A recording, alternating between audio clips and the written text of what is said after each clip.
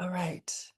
Astonishing lecture from my race class feminism. So, some of you who were in that class had the privilege to hear Francisco illuminate Lord in ways that I am still thinking through and still, yeah, really working through. It was really a gift lecture. Um, I want to introduce Francisco. Some of you will know from this class, from race, class, and feminism this morning, and others of you will know Francisco from last fall from race, class, and feminism. So there's a group of you who are familiar already with Francisco's brilliance. For those of you who don't know Francisco Guevara, Francisco is the founder and executive director of Architopia, which is a artist residency or an anti-art artist residency, which he's kind of really making us think in much more complex ways about process versus actual art objects. That's why anti-artist residency.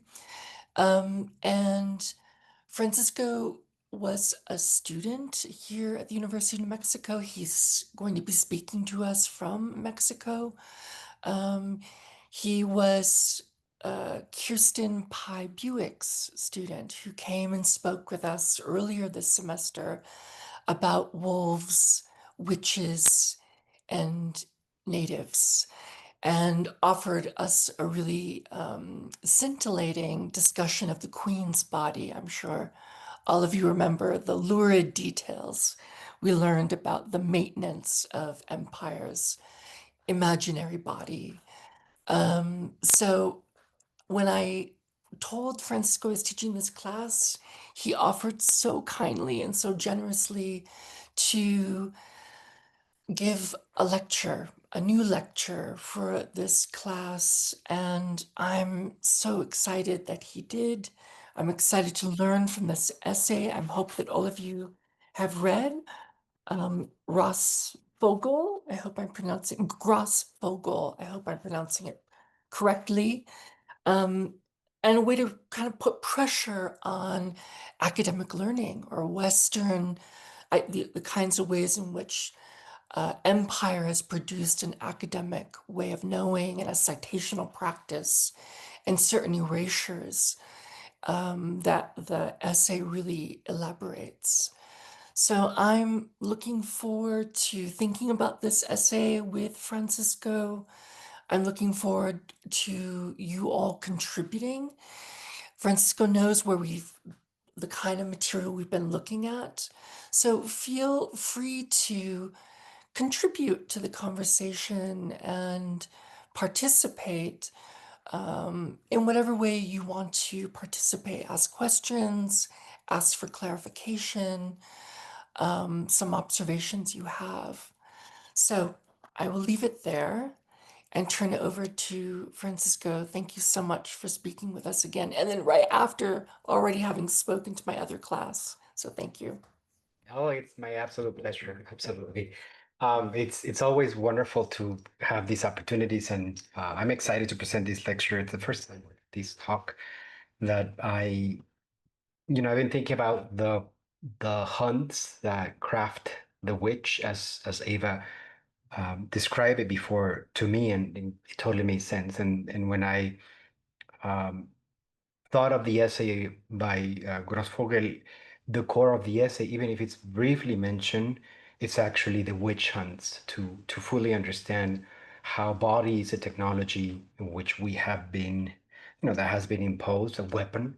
So, I prepared this lecture for you guys, and as Eva mentioned, feel free to open your microphone if you have any questions or type them in the chat.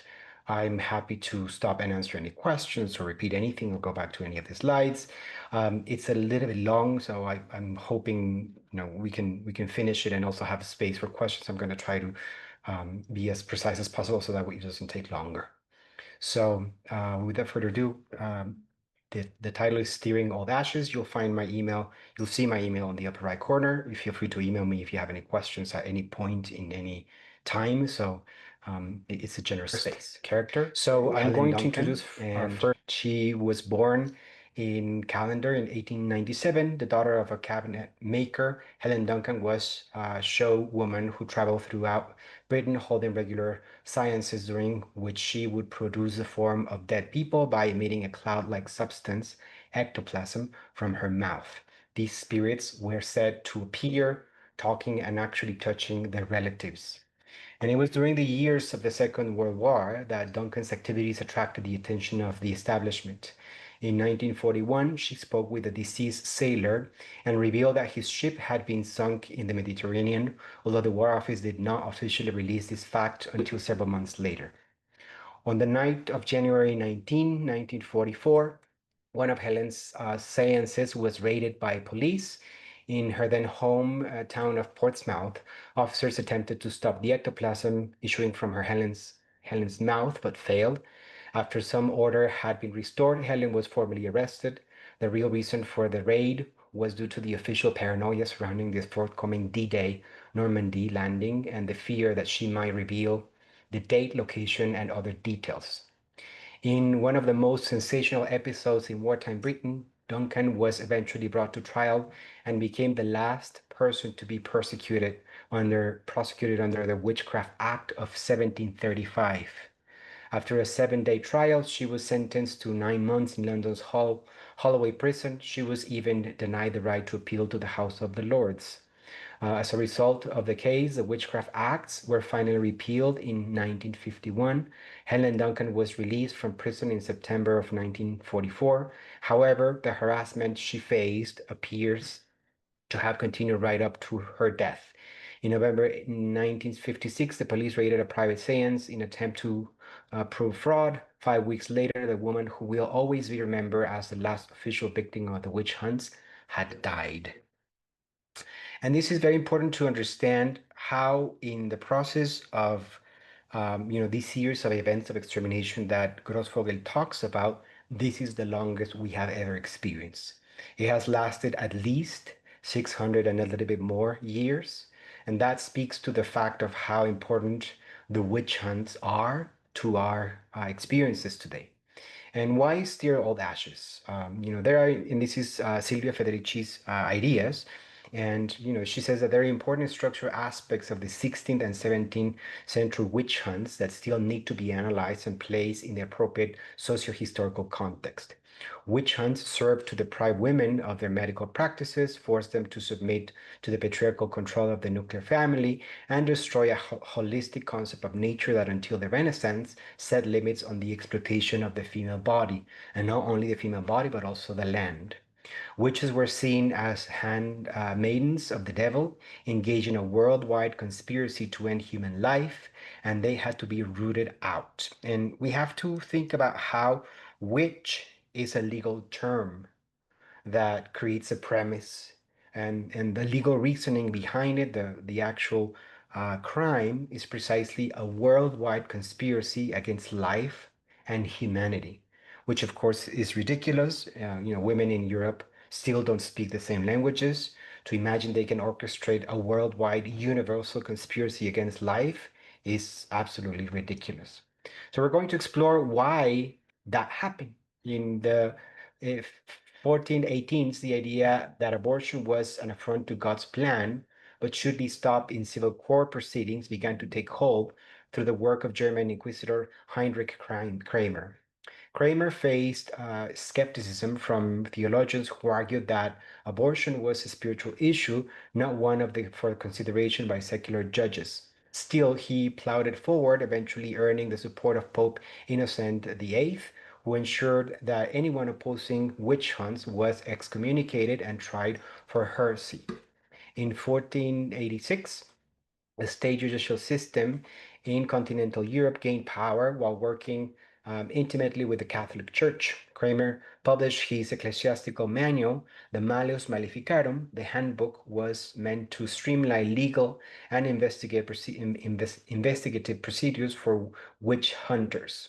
It covered not only abortion, but also infertility, male impotence, stillbirth, and other situations involving botched or delayed human procreation.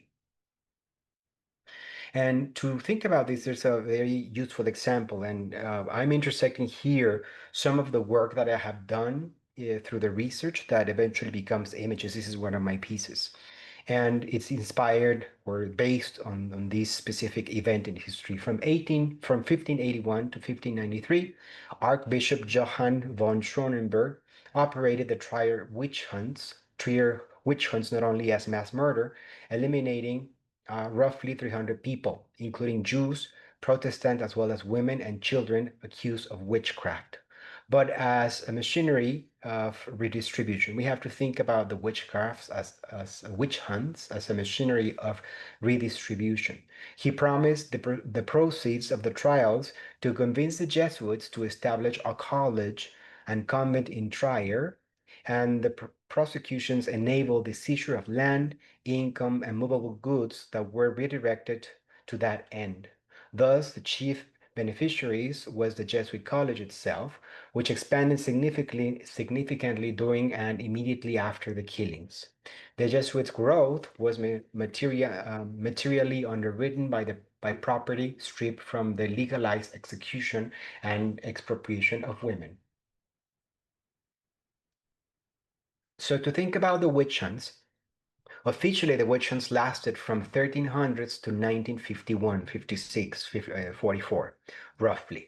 So roughly a little bit more than 600 years. The witch hunt is an aspect of the Great Transformation that led to the establishment of capitalism in Europe, as you will have read in Federici's essays.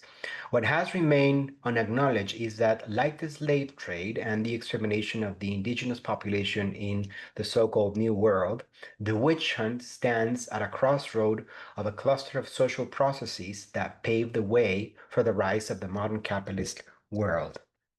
And here I'm presenting a chart of all the witch hunts from 1300s to 2023. And this visualization tells the story of witch trials in early modern times until today, while highlighting how they relate to major historical events. And we can see specific events, for instance, the Hundred Years' War, and then we see the rise of the witch hunts, the witch trials. You can see how the dark purple are the trials ended with execution, the middle purple ended with no death sentence, and the light purple, we just don't know. And as we move forward in that timeline, we have the Malleus Maleficarum, when this manual was actually published, the Protestant Reformation. Then we have the 30 Years' War, which is a consequence of that Reformation. And then the Illuminism all the way to World War II, where I place Helen Duncan's trial. And then we see again how these witch hunts have risen in different parts, specifically of Africa. So I'm listing also Bosnia and the Bosnia and Rwanda genocide from the late 20th century.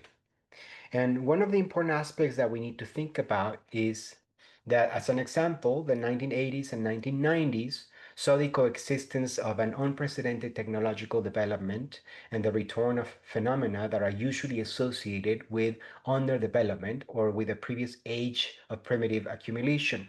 Homelessness, the large-scale confinement of Black people in the nation's jail, people of color, patterned on the Great Confinement of the 17th century, widespread illiteracy, the spread of anonymous violence, and a broad pattern of social disintegration. The witch hunt, too, then must be rescued from the isolation of the village and placed in a broader frame. It needs to be examined on a continuum with other events and processes unfolding at both the village and the national level, and actually international level. And we need to think about how conflict has a relationship with property. All conflict, whether intimate or imperial, can be traced to the protection of property. Property is not a natural fact, but a technology, a legal and symbolic apparatus for fixing the boundaries of possession. Its possibility depends on a prior invention, the body as a container of the self and of rights. Once a human is defined as bounded, ownable, and unownable unit, the world can be partitioned into what is mine, in quotes, and not mine.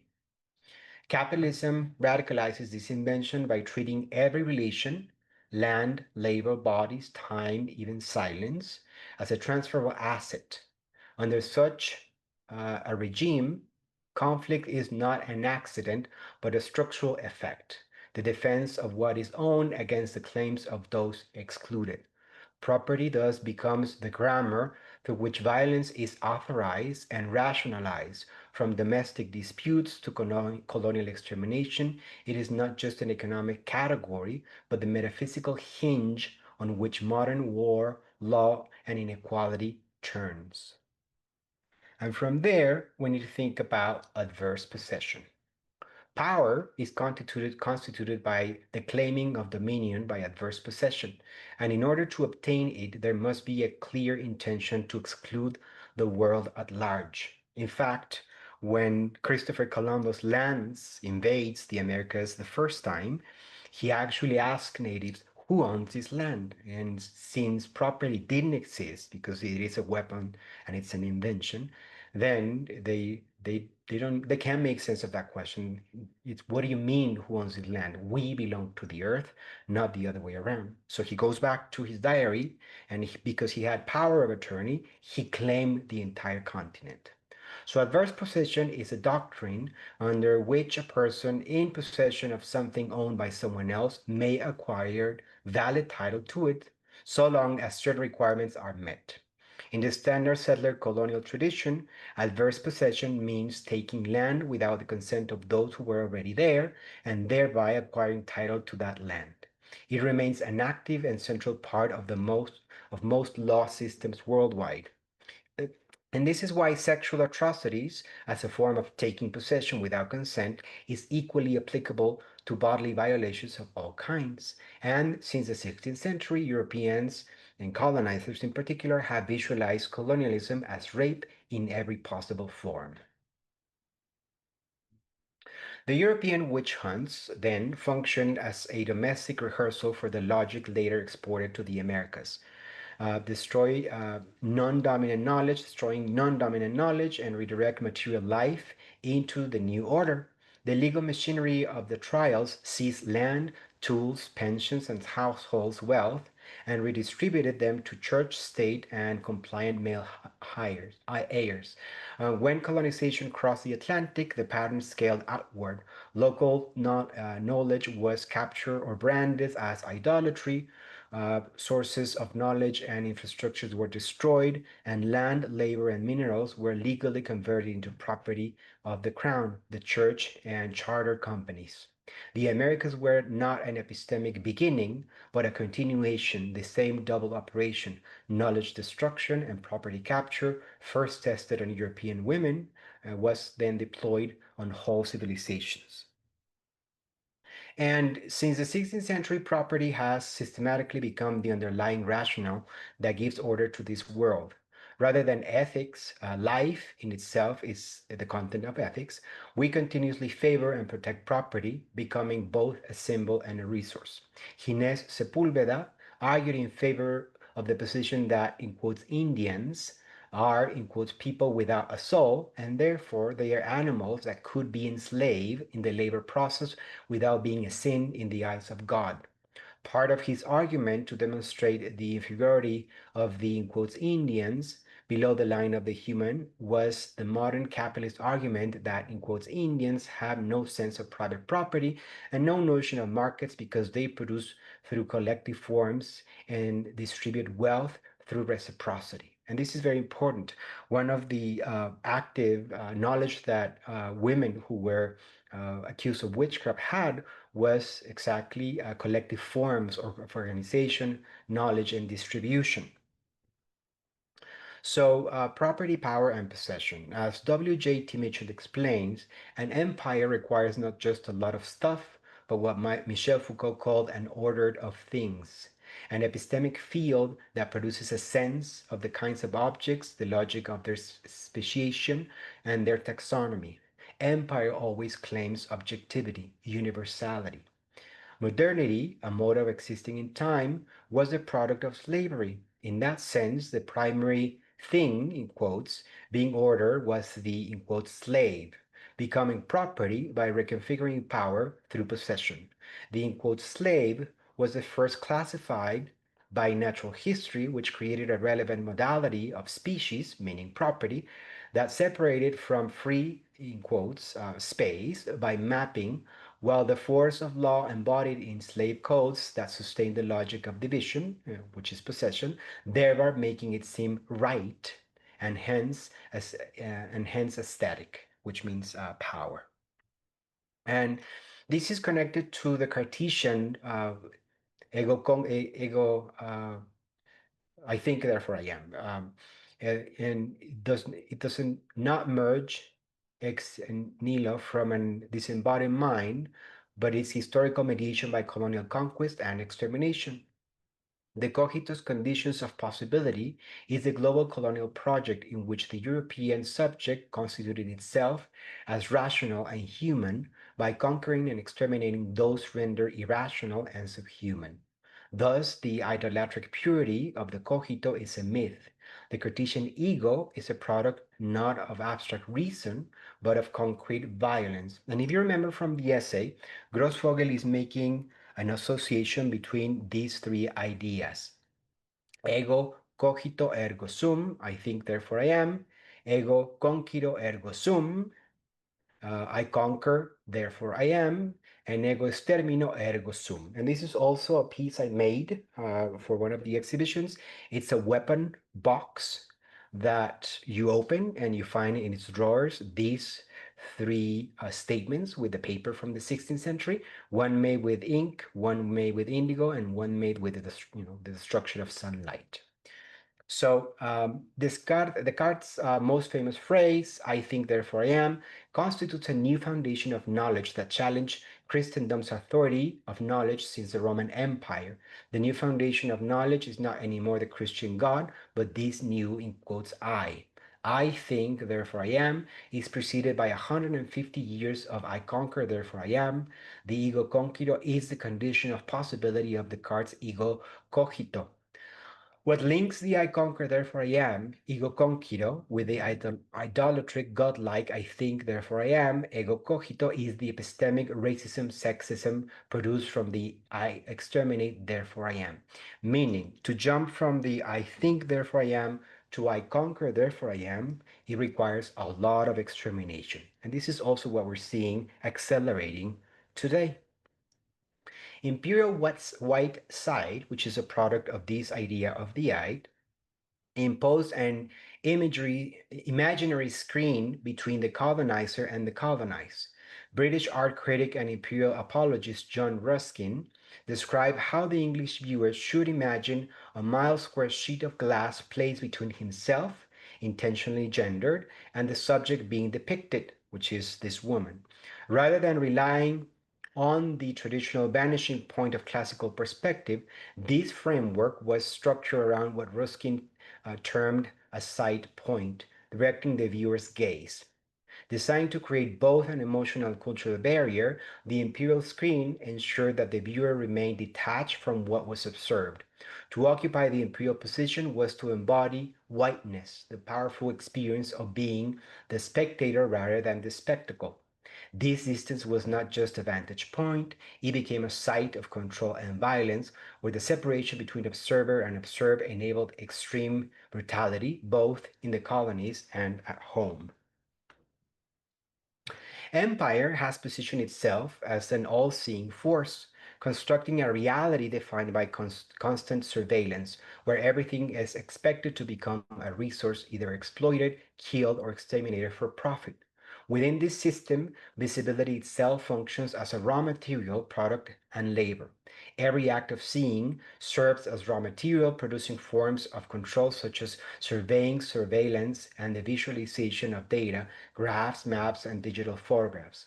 These visual products are structured hierarchically, reinforcing an order that is both unequal and unstable. To sustain this system, it fabricates both the body and the necessary, in quotes, infrastructure, first through the statute and meaning the law, and then the state upheld by laws, and later through the imperial screen, which solidifies what is recognized as reality. White sight, in this sense, functions as a tool of measurement and control, quantifying stolen indigenous land and enslaved labor in units such as the chain, a measure of approximately 22 yards. It cataloged real estate, a term that encompassed both land and the human beings enslaved under the British Empire. More than just a system of perception, Whiteside actively registered, maintained, and administered ownership, reinforcing the structure of colonial domination. But we need to expand a little bit more what Whiteside is. White side is not what people who identify as white possess, meaning white is not a racial reality, but a position of power dependent on imagining a center and structuring experience according to empire. This is from Nicholas Mirsov, and he explains that white side functions as a key system in the construction of whiteness. It emerged in Renaissance Europe alongside the transition to Atlantic world racial capitalism sustained by slavery and colonialism. To adapt Simone de Beauvoir's formula, one is not born but rather becomes white. It is a learned cultural system, not an innate characteristic. Consequently, no individual alone possesses white sight. It is a collective structure, always seen from above. Whiteside surveys land and places all life under surveillance. It operates through interconnected infrastructure, first centered on the statute and the state, reinforced by statute, and later extended through the imperial screen. Today, that screen has shattered into countless personal devices. Whiteside does not perceive everything, but instead projects a white reality, enforcing its dominance. Any failure to conform to this imposed reality is corrected with violence. And here I want to present an image from the US Field Manual. It's called a blue kill box. The key distinction between perspective and drone warfare lies in the mediation of a screen between the soldier and the device. The drone sees and transmits its visual data to operators who remain safely distanced from the battlefield. Using joysticks modeled after video game controllers, these operators can maneuver multiple drones and determine when and whether to launch an attack. Since 2009, Israel has deployed drones in Gaza for both surveillance and combat missions. The area within a drone's visual range is referred by operators as the kill box. A U.S. Army manual outlines procedures for managing this space, including post-strike documentation. However, the term itself is literal. Anything visible within the kill box is a potential target for elimination. And it's also referred to as a resource. Anything that you see within the kill box, for instance, a tree can become timber. For instance, a human or an animal can become flesh. So Whiteside functions as a tool of measurement and control, quantifying stolen indigenous land and slave labor in units, as I mentioned, as a chain. More than just a system of perception, Whiteside actively register, maintain, and administer ownership, reinforcing the structure of colonial domination. An Israeli real estate company is already drawing up plans for settlements in Gaza Strip. This is what the poster on the left says. In quotes, a house on the beach is not a dream. The ads reads below, it says their employees are expelling invaders. And this is what happened right after the first bombing. Posters and real estate were already offered for purchase on the beach. So we need to think about this idea of whiteness as monohumanism. Sylvia Wynter defines this way of being in the world as monohumanism, the grounded in the dominant white and colonial conception of humanity that tends to define human beings primarily through biological, racial, and hierarchical lenses. Monohumanism Monohumanism means that there is only one way to be fully human, which becomes known as whiteness. And this is why human is a perverse invitation that we have to constantly reject. The human slash animal divide is a racial and colonial divide. Concealed by the human animal opposition is a cardinal political question of flesh under the regime of racial capitalism. In the afterlife of slavery, animals are also rendered flesh under cardinal political regimes of racial capitalist valuation. We might read Fanon's statement in quotes the terms the settler uses when he mentions the native are zoological terms and of quotes as positing a colonized slash human relation that haunts the ontology and anthropology of the human. And this is from the incredible essay by Ava Hayward, of course, and Che Gosset, The Impossibility of That. So, what does it mean in terms of body, identity politics, etc.? And I'm using here a phrase uh, from Audre Lorde. What does it mean when the tools of racist classes? No, this is from. I remember. What does it mean when the tools of a racist, and I added classist, sexist, ageist, patriarchy, meaning hate, are used to examine the fruits of the same patriarchy? And this is what body is. The phrase is from Sharon Holland, I just remember. So body becomes property. And what does it mean when we say body? Your body is not itself, it is a battleground. It is subject to control through the legacy of the Renaissance, colonialism, and imperialism. The quote perfect body is now under siege by the pharmaceutical, aerobic, dietetic, liposuctive, calorie controlled cybernetic world of empire. It is a verb rather than a noun. It is a process rather than a thing. It is a symbol, a resource, a medium, a system of delivery, communication, a communicating event. It doesn't merely signify or symbolize power relations. Body is at once the final point of resistance to the global imperatives of empire and the first to be affected by it. And these are the conclusions from a conversation about the relationship between body and landscape that I had with Dr. Buick. And here I'm presenting again ideas about identity. See, as one of the sort of hobbies I have is to find in Vogue magazines images that can be dated prior to any photo shoot, and this is one of them. We have on the left America by Theodore Gall after Johannes Stradano's drawing from Nova Reperta in the 1600s, and then on the right we have Vogue Point of View Ticket to Paradise, photo shoot by Patrick de Marchelier from US Vogue, December 2004. And here we have to remember that a place in the map is a place in history, as Adrian Rich puts it. Physical time is part of a system of ideas which includes space, bodies, and motion. So, identity and property. We need to understand identity as a sentimental logic of cultural difference in how we read the world. We have learned to install difference as a form of identification and affect, sentimental on one hand and cultural subtradition on the other.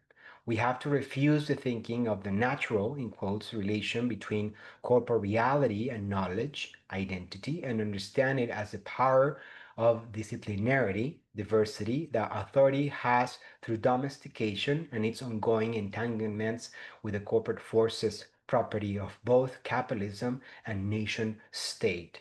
And here we're seeing how these ideas are being collapsed in terms of the 18th century, the colonial project failing, and then being a segue into nationalism and the invention of gender as a need for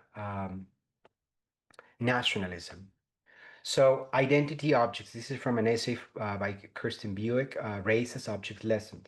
Identity objects serve to classify individuals whose group belonging can be either voluntary or involuntary, who are divided according to gender, ethnicity, race, class, or places of belonging or non belonging. Identity objects are animated by political desire, producing identity knowledges. Identity is a category of practice rather than a category of analysis. That means that categories of practice are the categories we use in everyday life, and as such, they remain worthy of examination for how the various ideologies are unleashed on the world. And this is also to understand how intention never remains in anything we do. We have to be concerned what images can actually do. And images can be anything, an essay, a photo, a painting, etc. For example, when categories of practice are used and confused For categories of analysis, we presume an abstraction to be a real thing that has an overdetermined impact on the world. In quotes, race is one such abstraction. Its category of practice is, in quotes, racism, which normalizes and constitutes the abstraction race.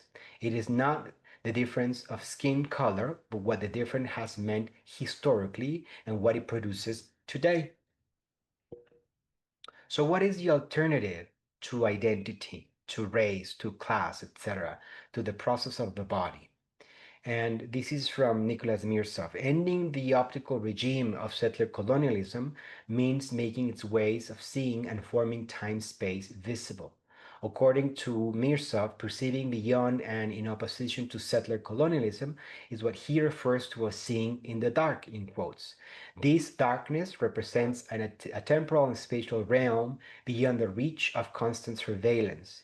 Engaging with this space enables a shift from dissociation to connection.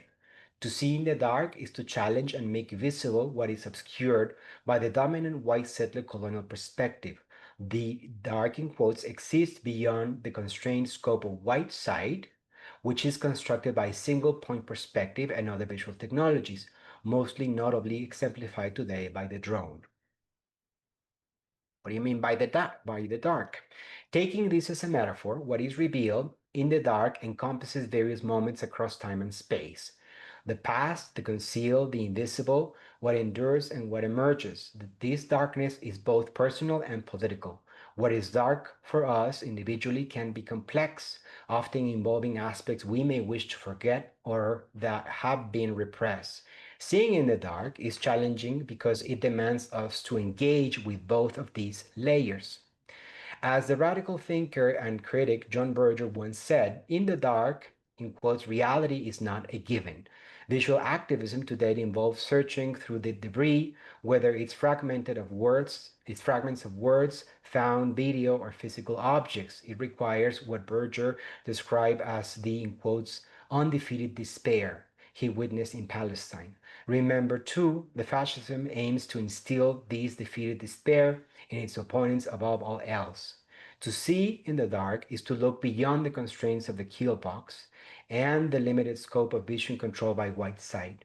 It is the way the watch perceived and not the watchers in those moments beyond the reach of surveillance. These perspectives aligns with Black studies theorist Simon Brown describes as dark surveillance, where the watch monitor the watchers, particularly those marked as black. Seeing in the dark is an act of solidarity, a way to understand how colonialism is carried out. Rhythm as Survival. Fred Mountain is an American scholar and poet whose work explores the Black radical tradition, focusing on how Black music, performance, and everyday life generate forms of resistance, community, and freedom.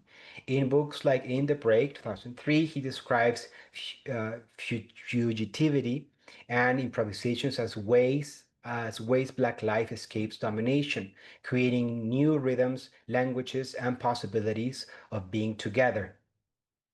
Fred Montes understands rhythm as more than a musical element, it is a mode of fugitivity, a way of moving through and away from systems of domination. In his work In the Break, the aesthetics of the Black radical tradition, since our lives have historically been forced into conditions of racial violence, property logics, and colonial orders, Mountain explains that rhythm emerges in this context as a temporal practice of refusal and survival, a way of inhabiting time otherwise, resisting the fixed categories imposed by oppressive structures. For Moten, rhythm and particularly improvisation is deeply social. He writes that improvisation is the modal practice of our inhabitation of the earth. It is a broken earth we inhabit, and the broken world is rhythmic. This statement reflects how communities, under conditions of historical rupture and violence, generate new ways of living together, improvising care, solidarity, and joy in a damaged world. Moten pushes the concept of rhythm beyond culture or aesthetics into ontology, the realm of being itself. Rhythm is not only an expression of life, but a fundamental way of existing in the world, formed by histories of enslavement, displacement, and resistance. It manifests in bodily gestures, breath, sound, and affective bonds that exceed rational and linear. Uh, Rational and linear, well, there's one more sentence, wide notions of time and identity. In this sense, rhythm is how we move and relate, creating bonds and temporalities that cannot be contained by dominant social frameworks. The practice as tactic. In the practice of everyday life, Michel de Certeau explains that strategies belong to the powerful states, institutions, corporations that establish structures, rules, and boundaries to organize space, time, and behavior. Strategies are planned from a position of authority. They are meant to define how life is ordered and who controls it. Tactics, on the other hand, are the art of the weak, in quotes, the improvised, often fleeting actions of those who lack institutional power but still navigate, inhabit, and subtly alter the spaces imposed upon them. The Certeau writes that tactics are, in quotes, ingenious ways in which the oppressed make use of the spaces imposed upon them. They are acts of cunning and adaptation operating within the cracks of dominant systems rather than trying to dismantle them outright. Tactics borrow from what already exists, using it differently, resignifying it, or making it serve other needs than those intended by the structures of power. Tactics reminds us that resistance does not always look like grand revolutions. It can be small, everyday, clever disruptions that reclaim agency in spaces designed to control or exclude. They open up moments of freedom, however brief, in which other ways of being together and imagining the world can appear. Interdependency. Without community, there is no liberation. Only the most vulnerable and temporary armistice between an individual and her oppression. But community must not mean a shedding of our differences, nor the pathetic pretenses that these differences do not exist. This is from Audre Lorde. Interdependency is a way to become free, which allows the I to be, not in order to be used, but in order to be creative. This is a difference between the passive be and the active being, challenging the I, the notion of place, and even freedom. Within the interdependence of mutual non-dominant differences lies that security which enables us to descend into the chaos of knowledge and return with true visions of our future, along with the concomitant power to effect those changes which can bring that future into being. Elsa Barkley Brown reimagines, emphasizes that community isn't a fixed structure but a continuous creation sustained by daily acts. Friendship, organizing, storytelling that weave Black life together. She writes that community is possible only when gumbo yaya, everybody talks at once, rather than conventional consensus is given full reign. Through this lens, community becomes a dynamic, multivocal process. It is created and recreated through interaction, through listening and responding, through recognizing that no life stands apart from the lives of others. Interdependency for Brown is not a matter of choice, it is the fabric of our social world. What matters is how we engage with that fabric, whether we ignore its complexity or whether we embrace its multiple rhythms, allowing creativity, solidarity, and justice to emerge from the interplay of our differences. And then the last slide, so there's enough time also for question. Violence does not consist so much in injuring but annihilating persons as in interrupting their continuity. And that's what body is, making them play roles in which they no longer recognize themselves, making them betray not only commitments but their own substance, making them carry out actions that will destroy every possibility for action. This is from Emmanuel Levinas. And then from Donna Haraway, we can refuse infernal alternatives and stay with the trouble. As one slogan puts it, we are the offsprings of the witches they did not burn. And I want to stop right there so that we can have enough time for questions. Wow, thank you so much, Francisco, for this really informative and illuminating lecture. I'm hoping that those of you who were listening, taking notes, that you may have some points of clarification or questions that you have, or want a little more of a discussion about some of the key points that Francisco gave us this afternoon. Thank you for all these claps. Yay. Anyone have any questions to get us started? Hi, Francisco. My name's Amanda. I very much enjoyed your presentation. Um, I thought that it started out very dark, and I'm glad that it ended on a light note and with a lot of great empowerment. And so, yeah, thank you. I appreciate your outlook. Absolutely, my pleasure. I rushed through some of the slides so that we had enough time for conversation. It's being recorded, so there's also time for you guys to go back to the presentation and sit with it, or ask any questions if you need to ask later. Yeah. I had a question for you, Francisco. Yes.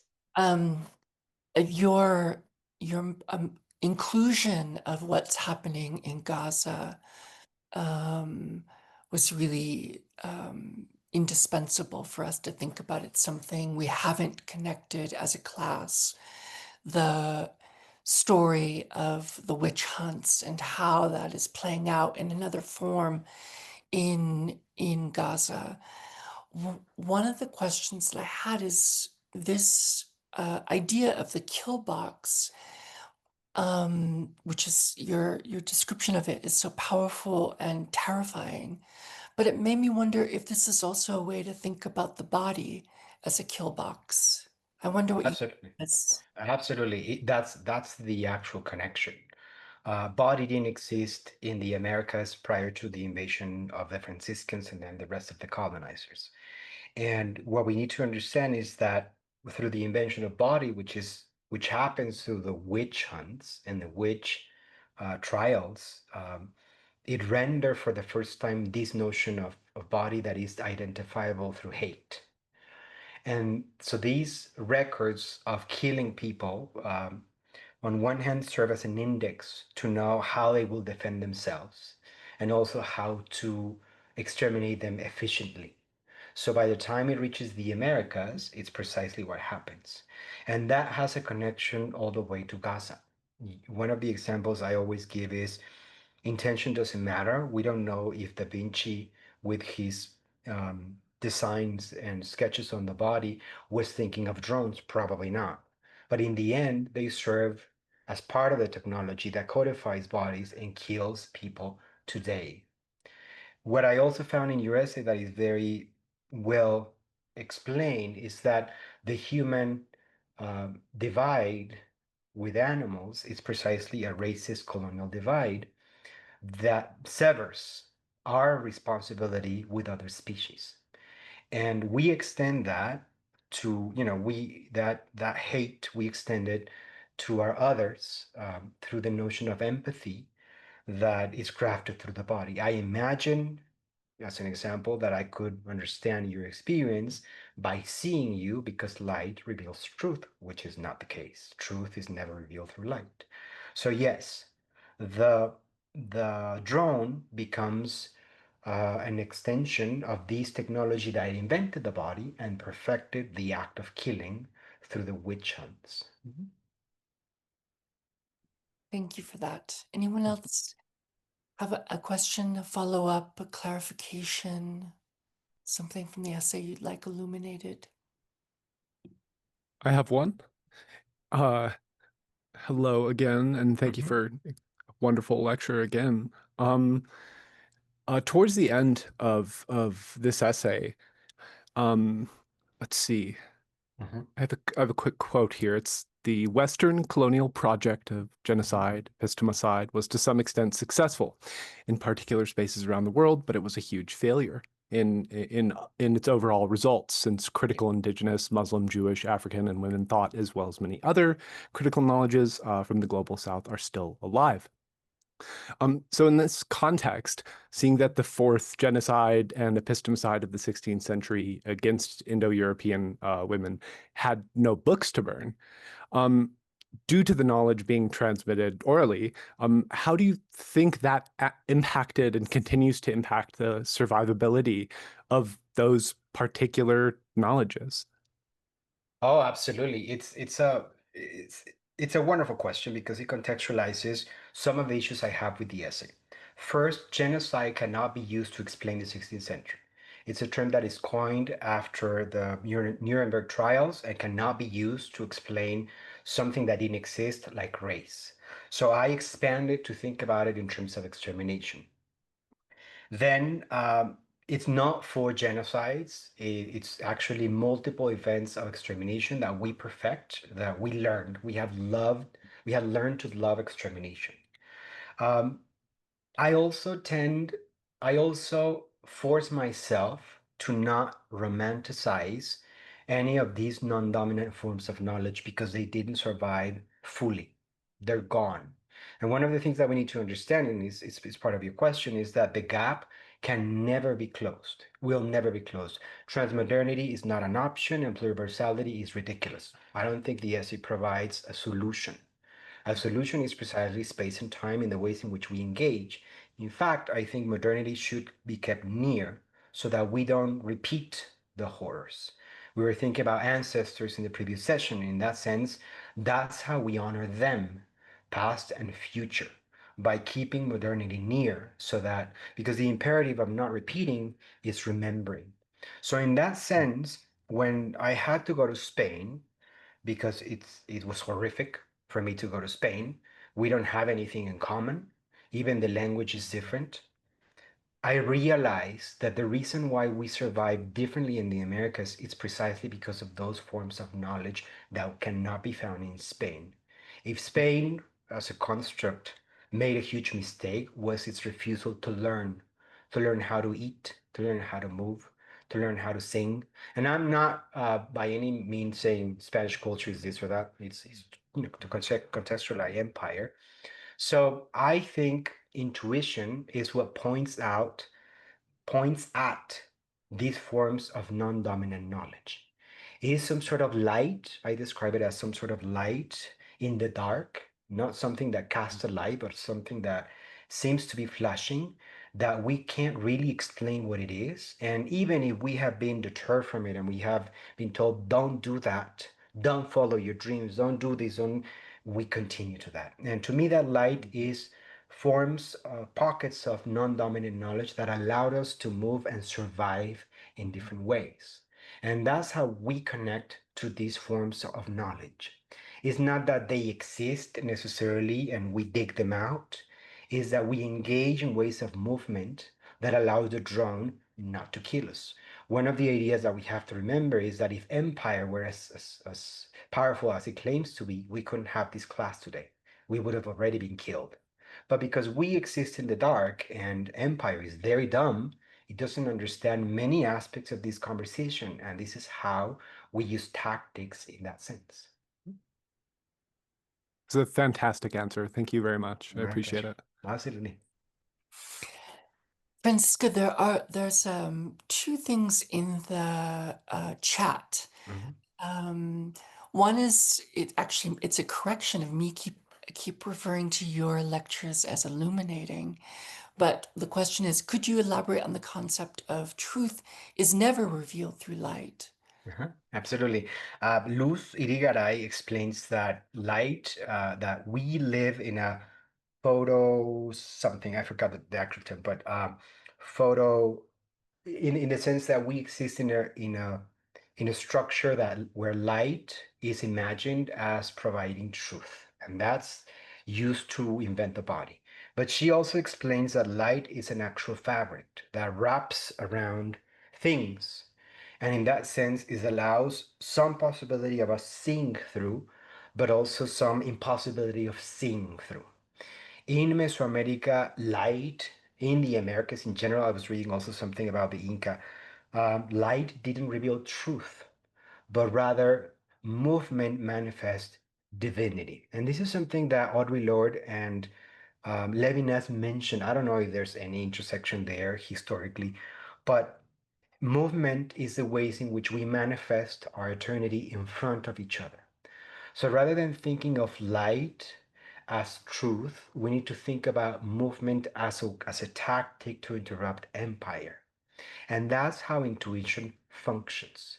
I always explain that intuition is When we first meet a dog, when we were kids, the first time we have ever seen a dog, we know to move fast or to not move or to move slow, and we will pay the consequences. That means it will tell us how we move, and that is connected to everything we do. It's a way of moving to survive. I often explain that my practice will not cast a light on the future of humanity. In fact, it will probably be used against me, destroy someone, kill someone. Art is married to power. But I do art to survive and to survive this horrible world. So rather than thinking it of as the production of a thing, I think of it as a question that is intersected within the technique that allows a space for anyone to exist regardless of their body.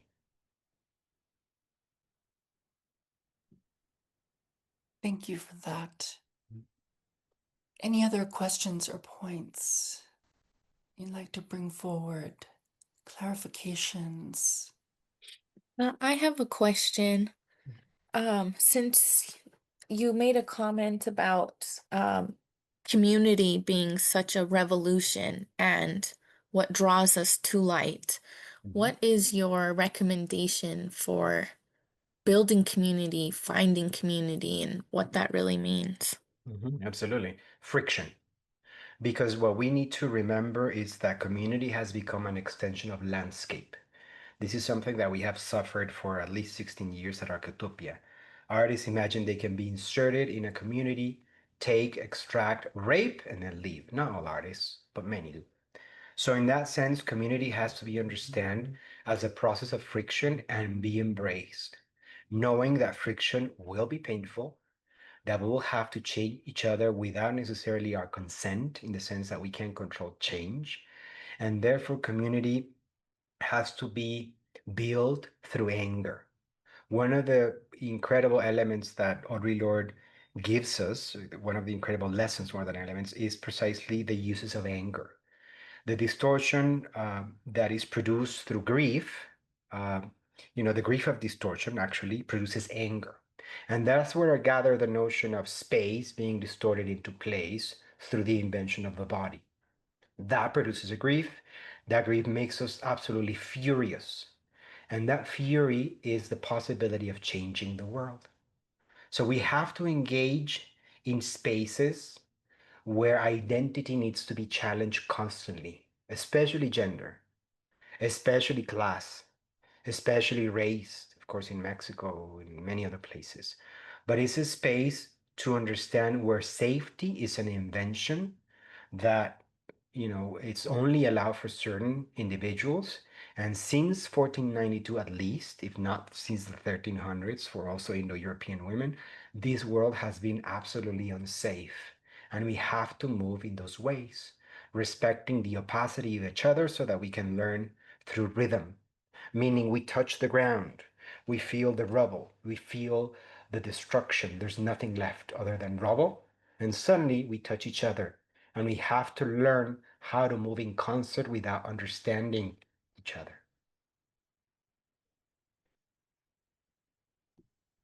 Wonderful answer. There's another question in the chat box. Are there any Western institutions outside of liberatory movements like the Zapatista liberation that you think are utilizing more transmodernity? I find transmodernity boring, so I wouldn't recommend it. I think ethics is the path. Um, I think friction is the path. I oppose to any language that gives you a solution. We have to constantly create friction. So rather we engage in uncomfortable conversations. Rather than finding theory as the solution, it's method. It's always a conversation across time and space. Find a good mentor. It's always needed. Find someone who can laugh with you in this world because it's complicated. And in that sense, how to move in concert is the key. How to I use rhythm as the possibility of a solution for all of us.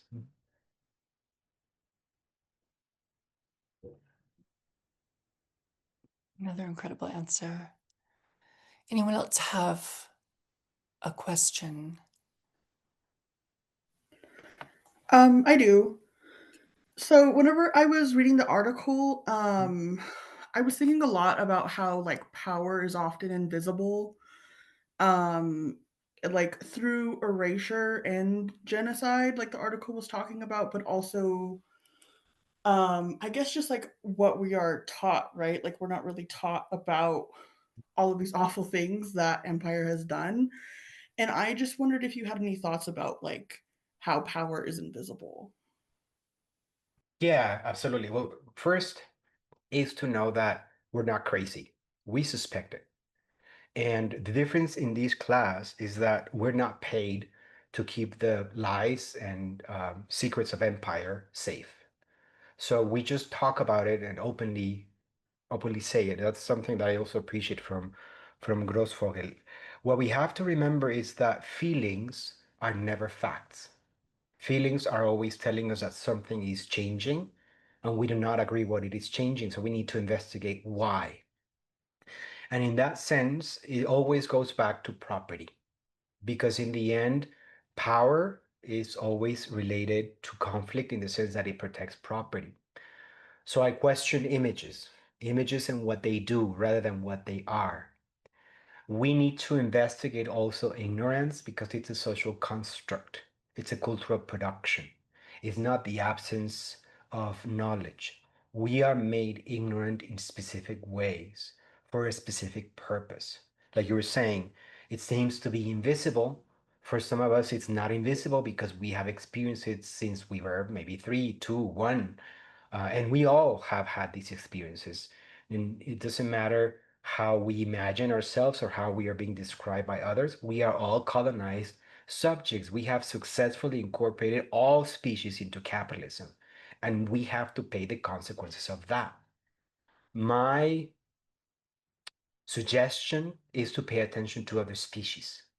It's not that they want to teach humans how to be better, is that animals approach you open, with an open relationship about survival, about coexistence, even if they're going to eat you.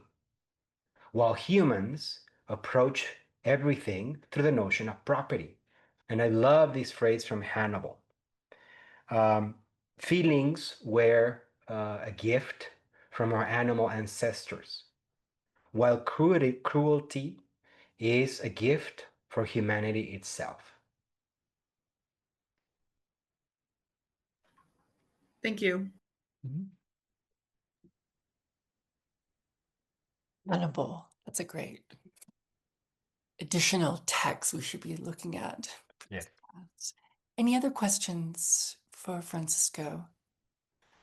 Comments? I have one more. Francisco, you showed a couple of your art pieces in the Mhm. talk, and I wonder if you could talk about either those artworks or the process in the making of those artworks and how they connect, how that process connects to some of the ideas you're giving us today. Absolutely. I'll use one of the examples. It's a piece. This is only the upper part of a piece that I made for the latest exhibition. And it's a black mirror. It's a medium made out of obsidian. And as if we research in terms of mirrors, they have been used as a technology for several centuries in Europe to imagine ideas about magic and deceit. And pirates use the mirror, the black mirror, to invade Spain, the Manila Galleon, and the stole gold, blah blah blah. You can even see it in Snow White, etc. What happened is that when Tenochtitlan was raided, these black mirror, many others, were stolen, and John Dee, who was the advisor to Queen Elizabeth I, who was in the race to become the Queen of England, bought it, and he used it to predict the coronation of Elizabeth I. So imagine this marriage between Moctezuma and Elizabeth I through the mirror. That's why the Americas are inseparable from the notion of rape, which is Europe.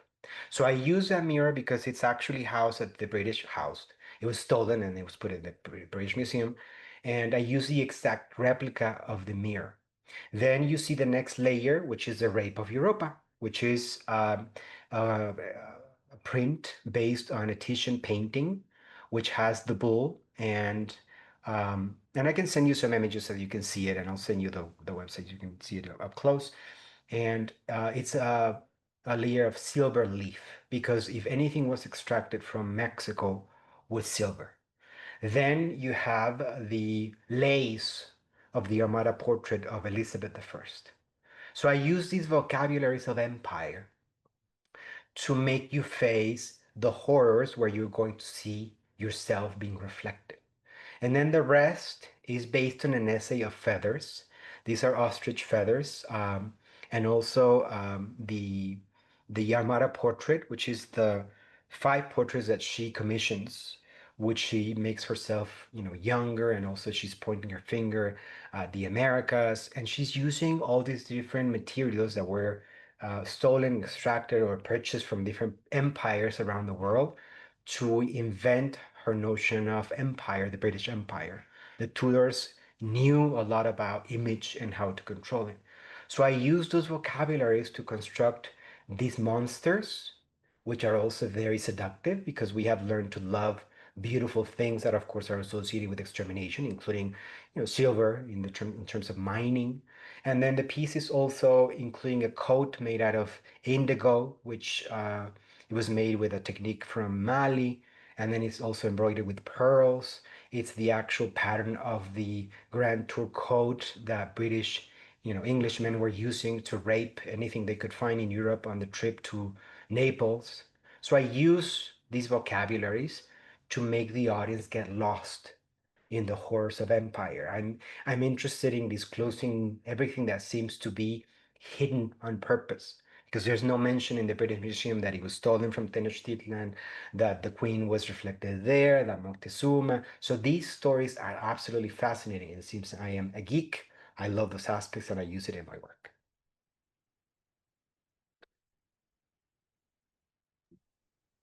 Thank you. Mhm. Anyone else have questions? Follow-ups? I have a quick one. Mhm. I actually have a quick one. Surprising. In the context of the essay talking about few men from 5 countries, these sorts of scholars or otherwise, right, whose thoughts we still haunt the halls. Um, one of them mentioned a couple of times was Foucault, and I was kind of surprised to not see it mentioned more. And yet, there's not a lot of specificity about who these men are in the essay. Although I could probably bear with rereading it again once or twice. But are there any like that you would bring into that sort of light to sort like, some of these sorts of uh, some of those ghosts that you feel haunt like modern academia in just a very real and like very Oh, salient way? yes. Oh, absolutely. That are monsters, you mean? Oh, Yeah, yes, like of some of the course. worst. Yeah. Oh, of course. You have the card, and I've made a piece for each one of them.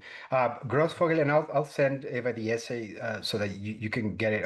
Grossvogel talks about the 4 horsemen of the apocalypse: Gramsci, Spivak, Foucault, Oh, and I forgot the other one, but there's wow. there's there's 4.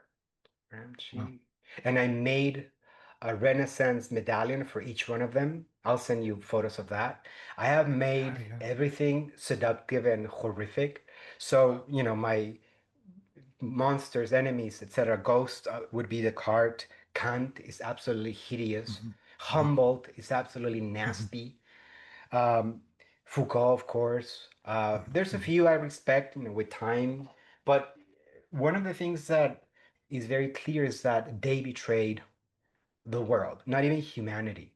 They, Jefferson uses a lot of those ideas to invent the notion of freedom.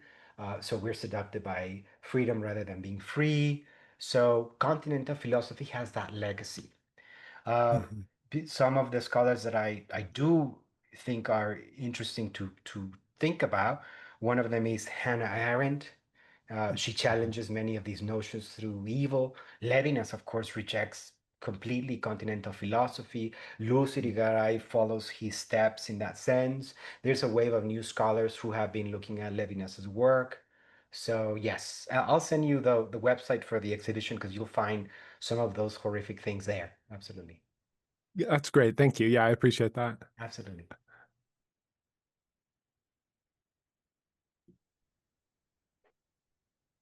Any final comments, questions?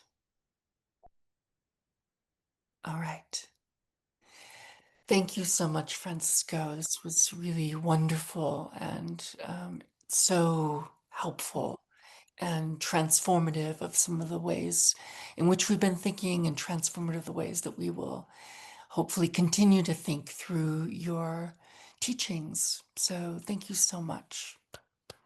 No, it's my pleasure. It's the first time I've given this lecture, so I was very excited to, I try to rush through that there's enough time because, the recording is a recording and it's always there, but I Right. always loving the questions. So yeah, anytime.